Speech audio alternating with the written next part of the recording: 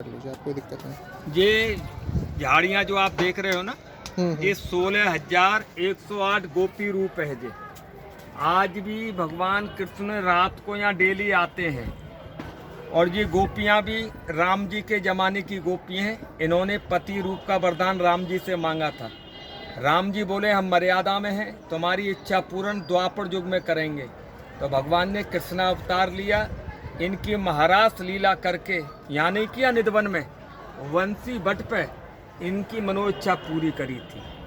आज भी भगवान कृष्ण रात को यहाँ डेली आते हैं। क्यों? कि यहाँ वचन दे के गए थे ब्रजवासियों को, मैं ब्रज को छोड़ के कभी और कहीं नहीं जाऊंगा। तो आज भी कन्हैया जी उस वचन को पूरा करने को रात को यहाँ सोने आते हैं। यहाँ भगवान का जो चिन्ह मिलता है ना, सवेरे आने पर चिन्ह मतलब 3 चिन्ह मिलते हैं। अच्छा, पान, निशान, दातुन और लड्डू। ये असली चिन्ह है भगवान का। इससे मालूम पड़ता है यहाँ कन्हैया जी आते हैं। दातुन करा हुआ, लड्डू फूटा हुआ, पान पूरा चबा हुआ। बड़ी भीड़ होती है सवेरे यहाँ पे। अच्छा, उसको देखने के लिए। कहाँ पे? इसमें रंग महल, जहाँ भगवान रात को सोते हैं ना, वहाँ चांदी का बेड बिछा हुआ है। चांदी के बेड पे इस समय आपको राधा रानी का साड़ी, चुंदरी, मेहंदी, सिंदूर, ये श्रृंगार का दर्शन होता है। जो भक्त लोग यहाँ से खरीद के चढ़ा जाते हैं, उसको पुजारी रात को लगा के चला जाएगा। अच्छा। सुबह आप 6 बजे यहाँ आओगे तो आपके सामने ताला खोलेगा। सारी चीजें बिखरी हुई मिलेंगी आपको। साड़ी कहीं, चुनरी कहीं, मेहंदी कहीं, सिंदूर कहीं। तो पुजारी उसको इकट्ठा करके उसके ऊपर में रख देता है। यहाँ स्वामी हरदास जी महाराज साधना भजन करते थे और भजन करने के बाद में यहाँ से जो मूर्ति प्रकट करी श्री वृंदावन बिहारी जी महाराज की, उसी के नाम से ये वृंदावन नगर बसा है। 5000 मंदिर है यहाँ पे। 6 महीने रुको, पूरा दर्शन नहीं कर पा। यहाँ के जो 3 मंदिर हैं मेन, इन तीनों को आप दर्शन कर लो। जो भागवत में वर्णन दिया है, इन तीनों का दर्शन करने से आपकी यात्रा पूरी होती है। 4 धाम 84 कोस की। अच्छा। पहला मंदिर है निधवन, जहाँ से भगवान स्वयं प्रकट हुए। दूसरा मंदिर है बांके बिहारी जी का, मेन मंदिर जो बीच में। मेन तीनों है जे। अच्छा अच्छा, हाँ, तीनों का दर्शन करना पड़ेगा तब यात्रा पूरी होगी। ठीक है। पहला मंदिर निधवन है, ये जिसमें हम खड़े हैं। हाँ, जहाँ से भगवान स्वयं प्रकट हुए हैं। बांके बिहारी कहाँ से प्रकट हुए? यहीं से, तभी तो वृंदावन बसा है। और दूसरा मंदिर है बांके बिहारी जी का है। और तीसरा मंदिर है 4 धाम वृंदावन बिहारी जी का है। वो 5,500 साल पुराना मंदिर है। बांके बिहारी जी का 350 साल पुराना मंदिर है और निधवन को 550 साल पुराना है। तो यहाँ पे जो 4 धाम जो किए भगवान ने, किस लिए किए?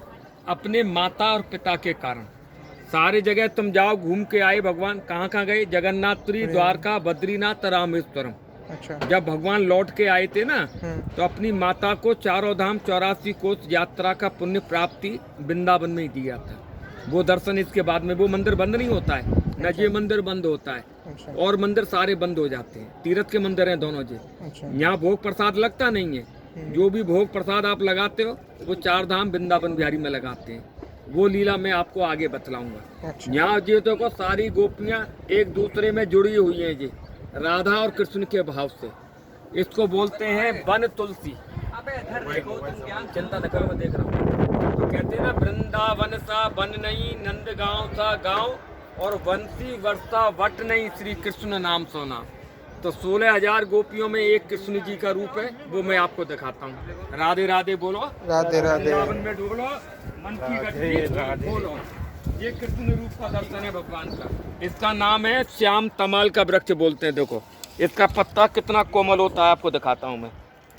देखिए, हाथ में लेके देखो कितना कोमल है इसका पत्ता, जैसे मक्खन होता है। ये कृष्ण रूप का दर्शन है और रंग भी काला है। कन्हैया जी का दर्शन कर लो। रोंगटे हैं ना इसके ऊपर, बाल बाल से, जैसे इंसान की स्किन के ऊपर होते हैं ना रोंगटे, रोंगटे बने हुए हैं। और गोपियाँ भी आगे दिखाऊंगा आपको मैं। ये तुलसी है? नहीं, ये तुलसी, ये श्याम तमाल है। श्याम तमाल। हाँ, तुलसी जी है सारी। ये तुलसी है। ये आगे वाली तुलसी है। ये तुलसी है। ये देखो, ये तुलसी है। इन दोनों में कितना अंतर है देख लो। दिखाना। तुलसी का नाम क्या है? वन तुलसी। बंद। हाँ, बंद की वन। वन। अच्छा, वन वन हाँ। मतलब जंगल वाली जंगल, तुलसी। कुंज वन कह लो, वन कह लो, वृंदावन कह लो।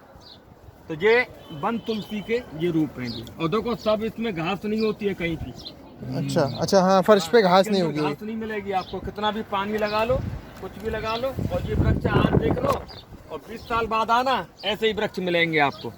अंदर से सारे खोखले हो चुके हैं जी, और ऊपर से हरियाली मिलेगी आज भी। ये कुदरती चीज है, किसी ने लगाई नहीं है और आपको हर जगह मिलेगी नहीं। हाँ जी, यहाँ पे जितने भी भक्त लोग आए आज से करीब 40 साल पहले, कोई यहाँ जीवित नहीं बचा है।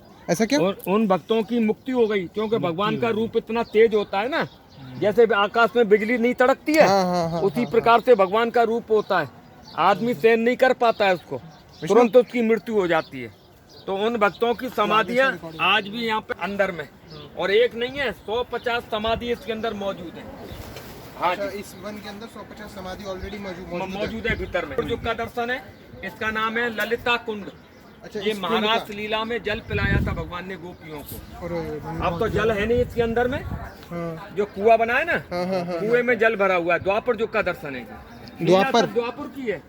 कलयुग में तो स्वामी हरदास के नाम से प्रसिद्ध हुए हैं। यहाँ 3 संत आए थे जिन्होंने वृंदावन का प्रकाशित किया। यहाँ पे सबसे पहले कौन आया? चैतन्य महाप्रभु जी। अच्छा। जिन्होंने सारी लीलाओं का खोज किया है। फिर उसके बाद में आए जीव गोस्वामी जी, और सबसे लास्ट में आए स्वामी हरदास जी महाराज। तो स्वामी हरदास जी इसलिए आए थे कि इनको जीवों का कल्याण करने के लिए। हाँ, तो यहाँ पे भजन साधना करते थे और भजन गाते थे, और स्वामी हरदास जी प्रिया प्रीतम कोई भजन सुनाते थे और किसी को भजन नहीं सुनाया। अच्छा। और इनका जो शिष्य था ना, तानसेन और बैजू बावरे, वो स्वामी हरदास जी के चेला थे। तो उनको भजन गाना सिखाया और वो गाते थे। अकबर जब आया था यहाँ पे, तो स्वामी हरदास जी ने ही चमत्कार दिया था उनको।